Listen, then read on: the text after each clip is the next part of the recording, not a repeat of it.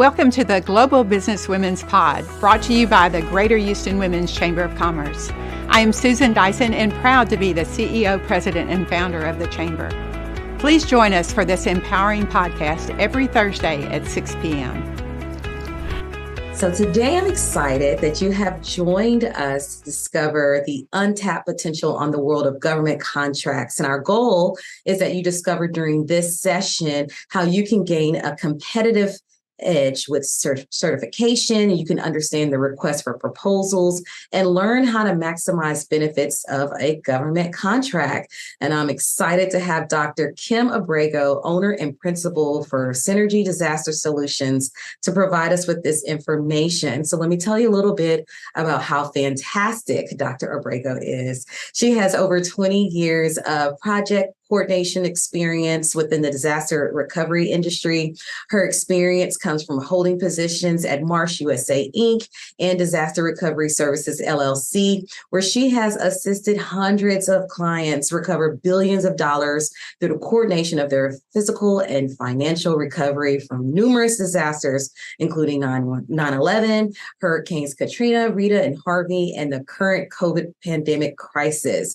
Kim is the chair-elect for the National Institution of Government Procurement Business Council. She's on the advisory board for the Center of Advancement of Research and Excellence, and she's a board member at Hope to Walk. She received a Bachelor of Science in Kinesiology from the University of Houston and a doctorate in physical therapy from Texas Women's University. Please help me welcome Kim by introducing yourself and your business to her in the chat. Thank you so much, Kim, for being with us today. Thank you, Shayla. Appreciate it. Thanks, everybody. Good afternoon. Good to see you all here. Let me get my screen shared. Okay, Shayla, can you give me the thumbs up if you can see that? Okay, awesome. Thank you. So as Shayla mentioned, we are here to talk about how to get a government contract and why it matters. So what I want to do is just provide the framework for why we're even talking about this. There is so much out there in the way of government spend. And as women businesses, we are such great contributors to the economy. So how do we take the local dollars from the government and re-inject them into the economy? And so, as Henry Ford said, coming together is the beginning. Here we are at the beginning, keeping together is progress. So learning about this and then working together with our contracts with the government is success. And that's what we're going to do here. Shayla touched on the various outcomes, so I'm not going to run through these, but really the ultimate goal is to get you familiar with the nomenclature, familiar with how you can contract with government agencies. And then really, if you're not going to pay attention to anything else, number 4 here is critical. Learn strategies to optimize the benefits of the government contract once you get it. There's a lot of work and often a lot of hurdles in working with and trying to work with government. It takes a very long time to get a contract, but once you do, there are so many things that you can do with it. And so that's what I'm also hoping to share with you. Shayla went through a little bit of my background. Why am I here talking to you? I've been in this space for over 20 years. I've helped governments recover billions of dollars through state and local funding. But what I also do is I help those governments spend those dollars. So once they get them, how can they spend them with local businesses? And what can they do to take the federal funds that they're receiving and get them out into the community? Also, as chair-elect of the Business Council for the National Institute of Government Procurement, I'm in the role of helping facilitate the conversation between business and government. And I understand the challenges that businesses face in trying to work with governments and the rules and regulations that governments have to follow, which makes it challenging for them to get to the businesses. And so the more we can have this dialogue that we're having today and the others that the Greater Houston Women's Chamber puts on, the more we can kind of bridge that gap of understanding and hopefully get some more local dollars out into the community. I also have gone through the process. If you're working through the certification process, I have gone through it. So I have the City of Houston Certified Women Business Enterprise certification. I have the State of Texas Hub certification. I have the WBNC Women-Owned Business certification. And I just recently completed the UT Hub Readiness Training Program. So I've seen kind of multiple sides of this equation, and I'm hoping that through this conversation, this presentation today, I can really help you understand a little bit more and gain some access to these funds. So just looking at government in general, to put it into perspective, if we look at government industry sectors as a percent of U.S. gross domestic product, the government sector is third in the list. So it is just behind finance and real estate and professional and business services. So if you are a business and you're looking at your various industry sectors, you have not yet considered government as an industry sector, you should, because it represents a significant component of the economy. If we break that down, though, and you say, okay, well, that's all of government, I'm a small business or I'm a woman-owned business and I'm in the Houston market, what does that look like for me? We're going to narrow it down a little bit. So if we look at business at the state and local level, so we're taking out federal spending, and often this is called SLED. So if you hear the term SLED, state, local, and education is what that refers to. We're looking at here $4.4 trillion. So again, we're taking it from that federal big number, 4.4 trillion, still quite a big number, right? Okay, what does it look like at the county level? So at Harris County, fourth in the list of spend, $8.2 billion in government spend at the county level. And then before we get to the city, I just wanted to give you perspective here. Houston ISD, $2.4 billion. So that's in your local area. And then City of Houston, $5.7 billion. So this is 1 year spent in your city. So how do you get access to that? And if you're thinking, I often have this conversation with folks and they say, well, I don't really sell to government. I don't have anything that government would need. I am not doing fleet. I'm not doing construction. I'm not doing infrastructure. So I don't know why I would consider government. I know they spend a lot of money. I went on the City of Houston's website yesterday and just pulled up open solicitations that they have. And I wanted to point out just the breadth of things that the government buys. And this is local government. We've got exercise equipment, animal control equipment, Braille brochures, catering, laundry detergent, executive coaching, parts, services, software, administrative services, legal assistance. So it does really range in depth and breadth of services that they're looking for. So if you haven't yet considered the local government spend as a target or an industry, you should. And so now that we understand just kind of why the government matters, why the government sector matters or should matter, how do you get there? How do you solidify your connection to that spend? And as women-owned businesses, we really have an opportunity to use certifications to connect ourselves to that spend. As Karen Mills, former SBA administrator, said, small businesses are the engine of the economy and the heartbeat of our communities. And we've seen over the last decade plus that there's been ebbs and flows in how the structure works and the nomenclature around the structure. But it is evident that funding local tax dollars that are reinjected into local women-owned small minority businesses really bolster the economy and are the heartbeat of the community. And so there are things in place to help facilitate that.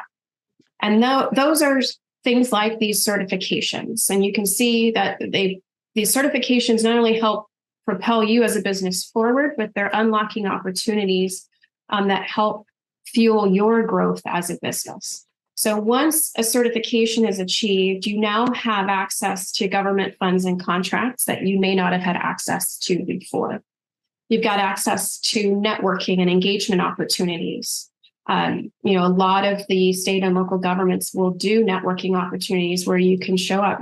Shayla just listed a bunch of networking opportunities that you can show up to as part of your membership with the Houston Women's Chamber.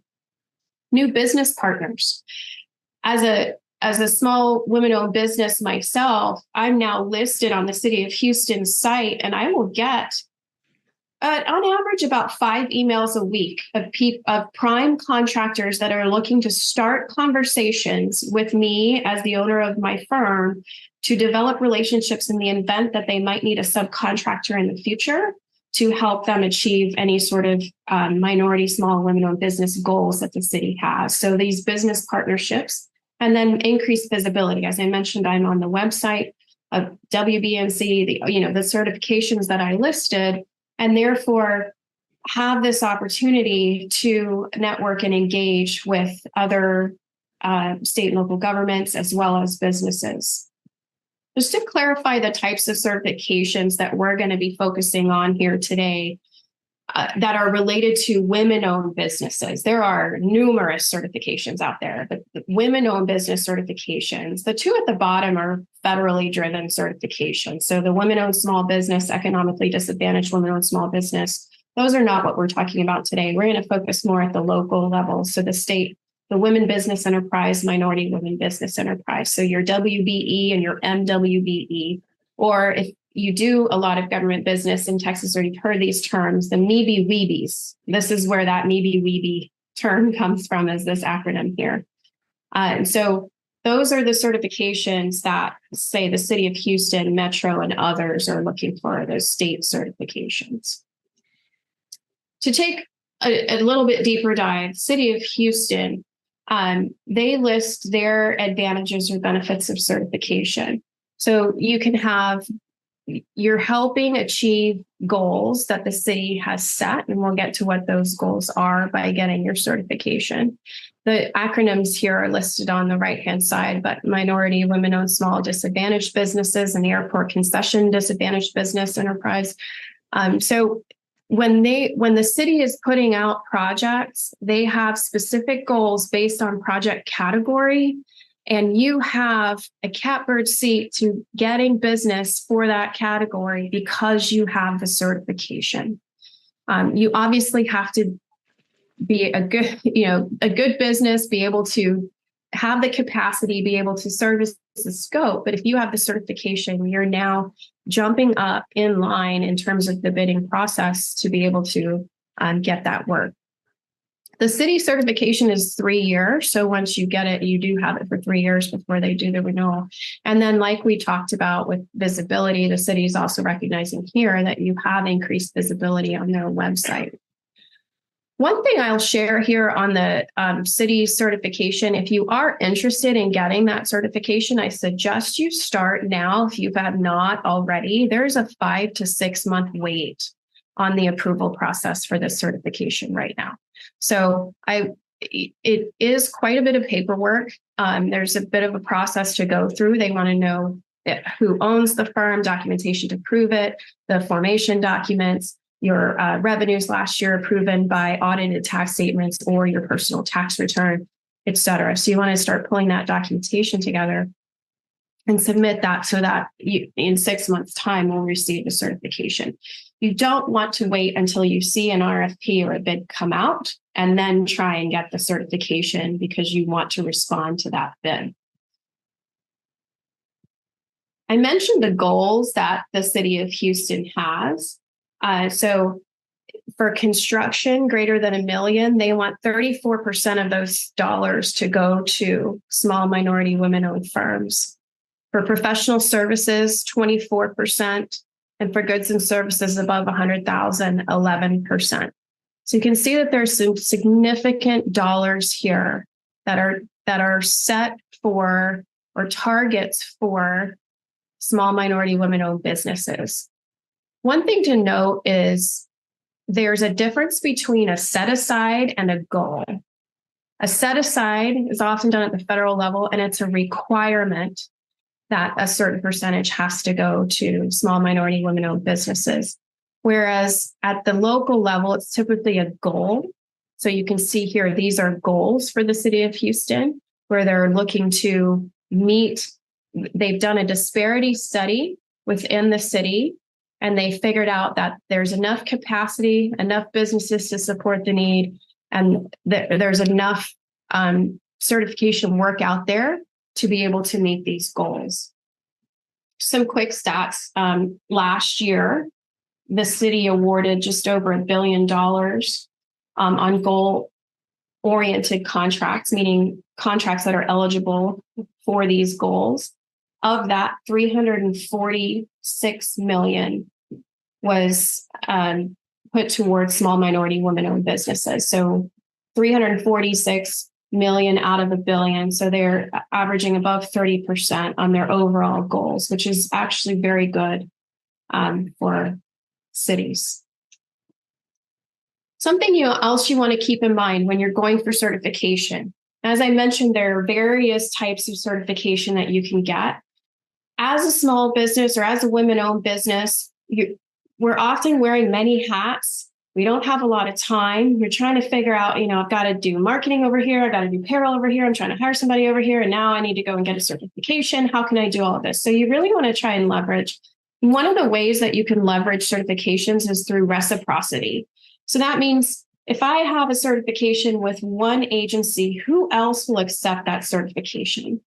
And so this here shows you the City of Houston's reciprocity. So if you get the City of Houston certification, Metro will accept it, TxDOT will accept it, the Port of Houston will accept it, Houston First accept it, Houston Housing Authority, Houston Community College. So now that you have the City of Houston certification, you should be registering as a business with all of these different agencies so that you can be alerted to opportunities that come up because you have the certification that they will accept. And as mentioned previously, you're jumping to the front of the line if you have that certification. There are often extra points awarded in an RFP process if you hold the certification. And they are also trying to meet their own goals. So if you can help them meet those goals, it's very advantageous for them to contract with you. So keeping in mind reciprocity when you're looking at the certifications that you want to spend time and money towards getting. And then just showing you other local governments and who accept. So Port of Houston, if you're looking at doing business with them, this is the one on the right here. They will accept the City of Houston, Houston Minority Supplier Development Council, Metro, 8A, which Shayla mentioned they're doing a whole session on 8A, Hub, the Women's Business Enterprise, et cetera. Harris County accepts City of Houston, Federal, State, and 8A. Houston ISD accepts City of Houston, Houston Minority Supplier Development Council, Women's Business Enterprise. So just another way to look at reciprocity with other local government agencies to see if you have an opportunity to take that certificate to these agencies.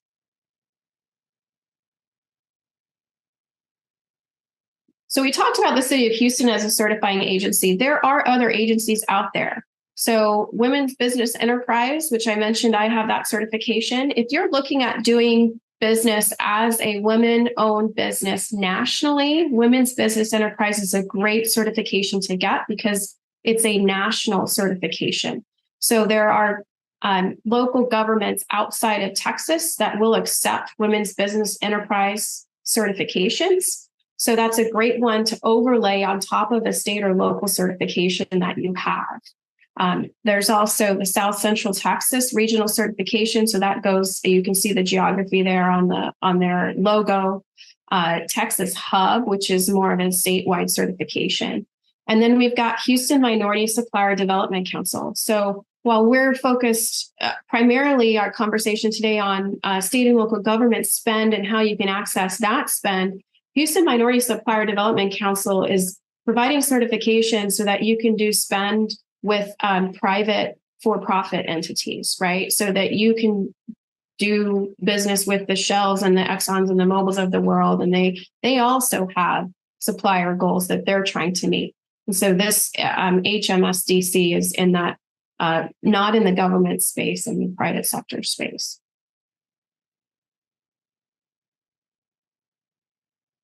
So that's the process. Now let's talk about the certification process. Now let's talk about the procurement process. So there are many different ways that you can contract with the government. So just because you have a certification doesn't mean that you now have a contract, right? So you're now, you've been designated as an approved certified women-owned business, but how do you now go about getting a contract? So I wanted to go through a few of the different types of contracts that are available through your local, state and local government so that you get an understanding, at least of the nomenclature, so that when things come out, you are familiar with what you're seeing. So there are three different types of requests. There's an RFI, which is a request for information, an RFQ, which is a request for quote, and an RFP, which is a request for proposals. Those three are very different. And you can enter into a conversation with your state and local government with any of these three. So a couple of distinctions between the three. An RFI is when a state or local government says, I know I need something related to, let's just say, AI. But I don't know enough about AI to put together a really good scope so that I can solicit suppliers to respond. So I'm going to put out a request for information, and you can see here the objective is research. So it's going to say something like, the city of Houston is looking for firms that can supply AI platforms to assist with X, Y, and Z. Please provide us with your information related to this service offering. And they're really trying to glean and get information from a variety of different sources so that they can then cross-reference all of this information and come up with a true scope that they think would be the best for their constituents. Suppliers who respond to RFIs can be qualified or non-qualified, meaning you don't have to be an approved vendor. You don't have to be in the system. They just kind of put it out there and anybody can answer. And the terms and conditions, they will either put out terms and conditions so that you can review them and comment on them, or because this doesn't really result in a contract, they won't even include terms and conditions. They're more looking for what you know and what you can provide them in the way of information for scope. Then you've got your RFQ, which is your request for quote. They've got a problem and they want you to quote them with a solution. It's normally a pretty defined scope. Qualified, again, non-qualified suppliers can respond, and the terms and conditions are negotiable or non-existing. Then you've got, and RFQs kind of sit, if you look at the thresholds in the bottom, which we'll go over, they kind of sit in the purchase order informal bids section. So they're normally lower in amount and or associated with architectural and engineering services. Then you've got your RFP, which is your request for proposals. This is a very exact specification. So there's going to be a very defined scope, typically quite long, about everything that they're looking for. And there's going to be a very defined way that they want you to respond to their RFP. Only qualified suppliers can respond. And they will normally say what those qualifications are. You know, for example, if they're putting an RFP out for a call center, they need a call center that's going to answer within 30 seconds. You know, if you cannot respond in that, you are not a qualified supplier. Or they want a supplier that is located within a certain geography or can physically respond within a certain time frame. So that's how they're qualifying. And then terms and conditions. The buyer, meaning the state and local government, is going to have strict requirements. Sometimes they will allow for comment on their terms and conditions. Other times they will not. It's a take it or leave it. And if you're doing an RFP, you really want to read the terms and conditions, make sure that you're not getting yourself into a bind. The other thing you need to be aware of when you're looking at government contracts is thresholds. So that you can understand where you can enter into the conversation with the government. So if you have a good or service that is typically purchased for an amount less than $20,000, they're more than likely able to, at the department level, issue a purchase order for that and do kind of an informal process of getting a few quotes. So you have a much lower threshold to doing business with your state and local government if that's the case. As the price jumps up, the procurement requirements for fairness, transparency, and open competition begin to come into play. And you then move through this RFI, RFQ, RFP process. As the amount gets higher, you're typically entering into an RFP or sealed bid scenario so that the state and local government can show that they advertised the bid, that everybody had an equal opportunity to respond to the bid, that they evaluated the bids or proposals against a very clear outline criteria, et cetera, so that if anybody questions that solicitation and that award later on, they've got some clear documentation. As the price moves up, it's harder to have the dialogue and the conversation with the local government once the RFPs, as we call it, hit the street. That normally then sets a time period, which is a blackout period, as they call it, where you cannot talk to anybody at the local government associated with that RFP other than one designated procurement person if you have questions about the scope or the process for submitting documentation. What you want to try and do, especially as a certified women business certificate holder, is enter into the conversation with the local government well ahead of any formal solicitation process. That enables you to start building relationships, having dialogue, educating the end users at the state and local government about what you do, about what they should be looking for. Oftentimes, they may not even know that they have a problem until you point out that they may want to be aware of this issue that's out there, and oh, by the way, you have a solution for it. So that's procurement kind of in a on a slide. There's so much more to procurement, and there are departments of 30, 40 people that do procurement for cities. But that, as far as navigating, that's one thing that you should know. The other is know your codes. And what does that mean? So there are two different types of codes. There's your NAICS codes and your NIGP codes. NAICS codes are normally done at the state levels. You can go to census.gov and you can search for your type of business, and then you will get to your NAICS code. And then NIGP code is normally done at the city level, and that's the National Institute of Government Procurement, and they've created commodity codes that align with the goods or services that you provide. Why do these matter? Why are they important? When state and local governments are putting out bids, quotes, RFPs, those end users or those procurement people have to assign codes to them. They have to say, this is, I'm looking for a service and it has this NAICS code or it has this NIGP code. If you're registered in the system, it's going to match whatever proposals get put out there with the codes that you've registered with, and you will get notification of the opportunity. If you do not match, you're not going to be aware of the opportunity. So my suggestion to you is, as you're going through and registering as vendors in the various local government systems, you're going to put as many NAICS codes and NIGP codes as you can that fit the services, even if they're tangential to what you do. You might cross into that, but it's not entirely what you do. You're not sure how the procurement person is going to register the bid and how they're thinking about the services provided. And so you want to just cast a very, very wide net in terms of codes so that you're getting notifications of as many opportunities as possible.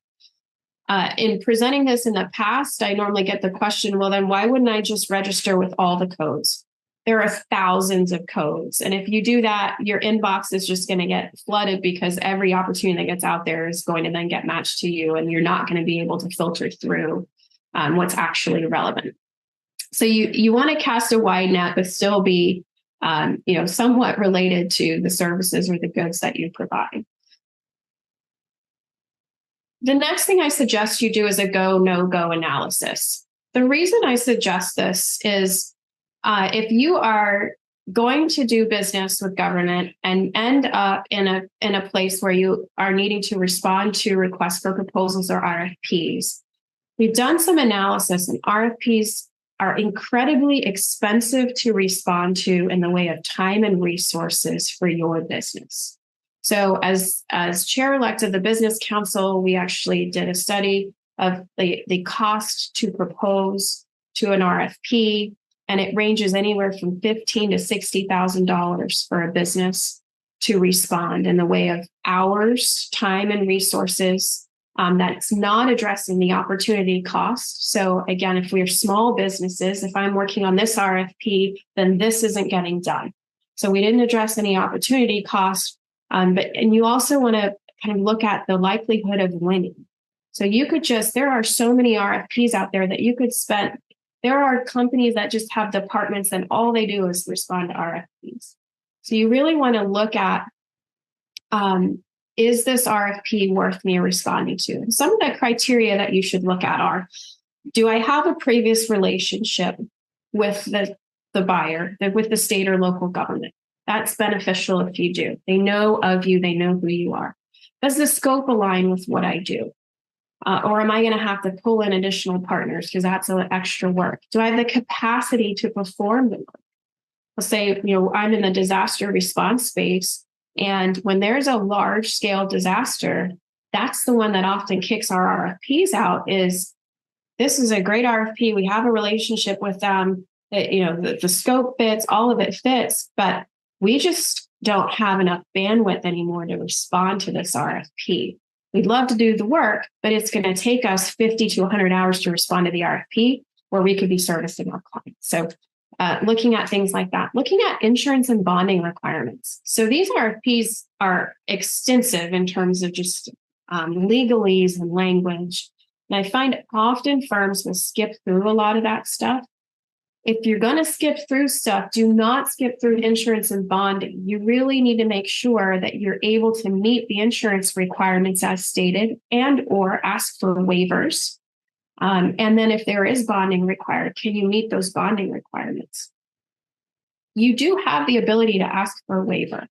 And that's something I do want to point out is if you feel that there are excessive insurance or bonding requirements in the RFP, you can reach out to the procurement point of contact and note that and see if they will lower the limits for you. A good example is IT firms. So state and local governments, they'll often just copy their boilerplate language and they put it in each RFP.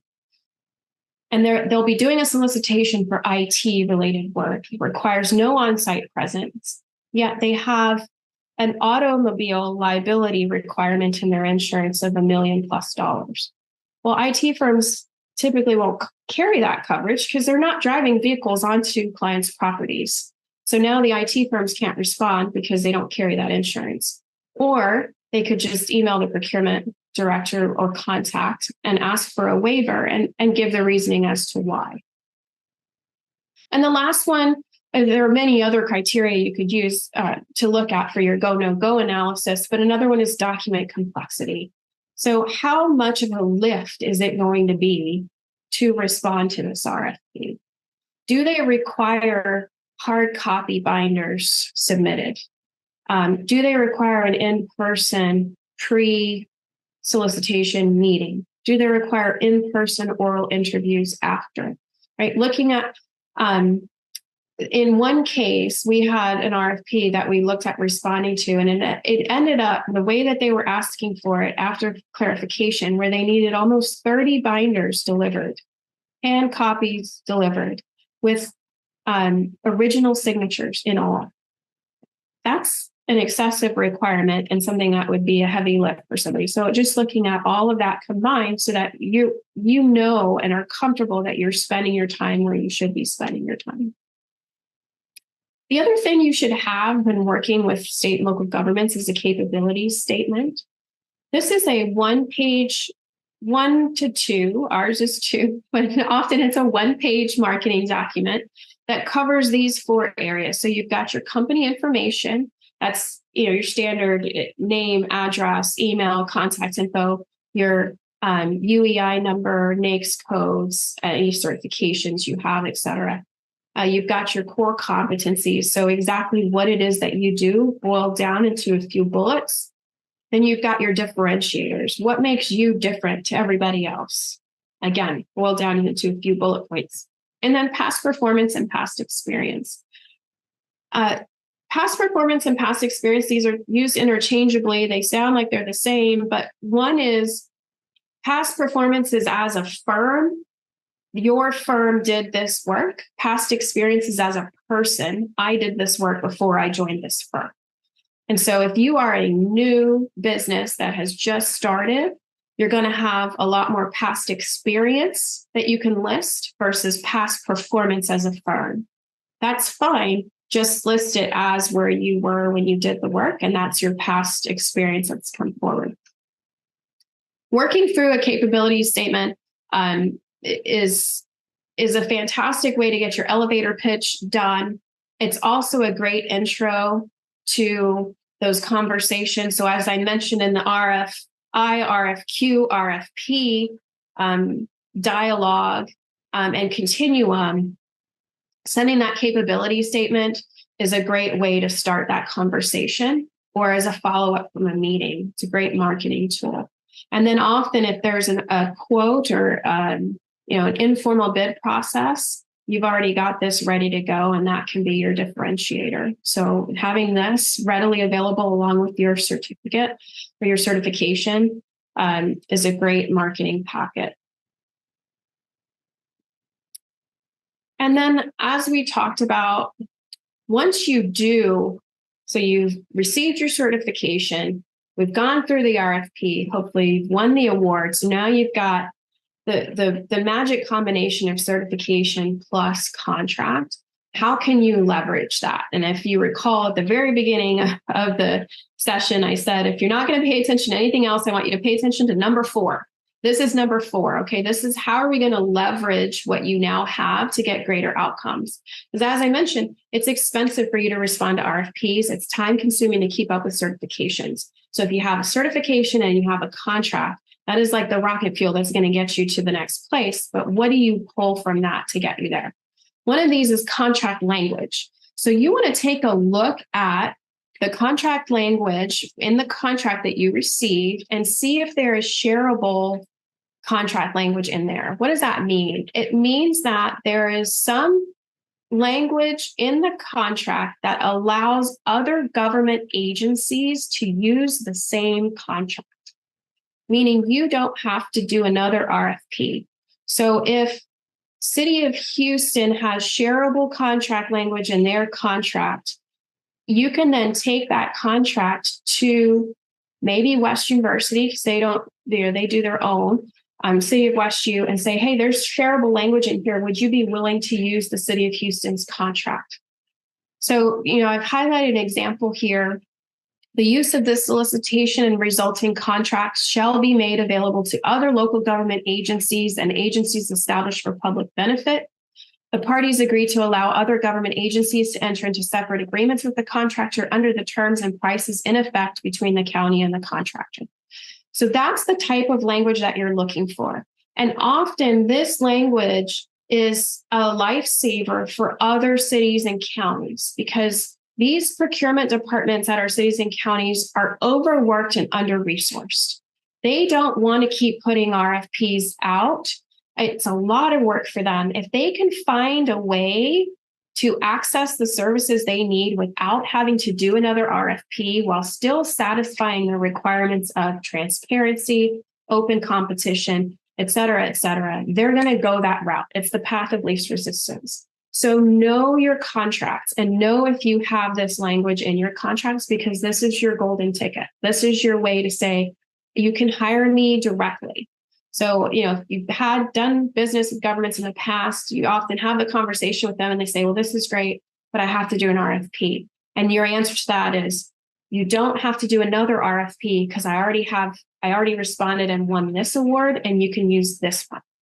So this is a huge benefit.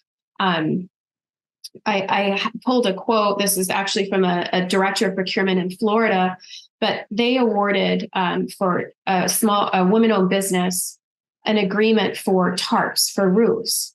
And they, at the request of the women-owned business, included shareable contract language in there. And as you can imagine, that women-owned business has now almost tripled in size because they've been able to use that contract at all of the neighboring jurisdictions to try to have them now be able to access. And of course, the neighboring jurisdictions want to use it because She's got her certification. And again, we're going back to the goals and the set-asides, right? It's helping all of that. So pay close attention to the contract language. This is, again, if you do not see this contract language in there, when you're having conversations pre-proposal, ask if they can include it. It often is not hard for them to include this contract language, and they're typically willing to do it. And then the last piece I want to touch on before I kick it over for any questions is cooperative agencies. We could do an entire hour on cooperative agencies, but I want to point out how important these are for small and women, minority-owned businesses in way of leverage. So a cooperative agency is an agency that takes the cooperative or the shareable language that I just mentioned, and they've created a business out of it. So they have said, we're going to help manage all of these contracts and market all of these contracts that have shareable language in them. So I'll take Choice Partners as an example. Choice Partners is the cooperative arm for Harris County Department of Education. When Harris County Department of Education puts out a solicitation, they automatically include language in there that refers to the shareability of the contract between other local jurisdictions, and they reference Choice Partners.